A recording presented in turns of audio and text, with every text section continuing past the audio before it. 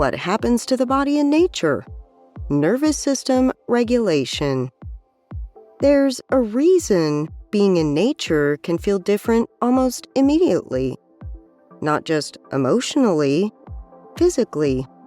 Because when you step outside, something begins to shift in the body. The nervous system starts receiving different information.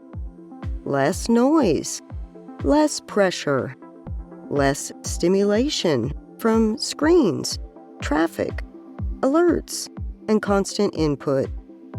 And in that change, the body often begins to move out of survival mode. Breathing slows, muscles soften, heart rate can begin to settle. Stress hormones may start to come down.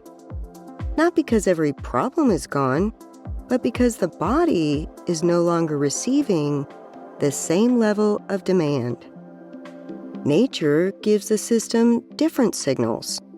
The sound of wind, birdsong, moving water, sunlight, open space, natural patterns. And the body responds to that because the nervous system is always listening, always asking, am I safe? Do I need to stay guarded? Or can I soften here? And for many people, nature helps create that softening. It can support the parasympathetic state, the part of the nervous system associated with rest, repair, digestion, and recovery. That doesn't mean nature fixes everything, but it can help the body remember what regulation feels like. What it feels like to unclench, to breathe deeper, to come back to the present moment. Even a short time outside can help interrupt the cycle of overstimulation. A few minutes in sunlight, a walk among trees, hands in the soil, bare feet on the ground, looking up at the sky instead of down at a screen.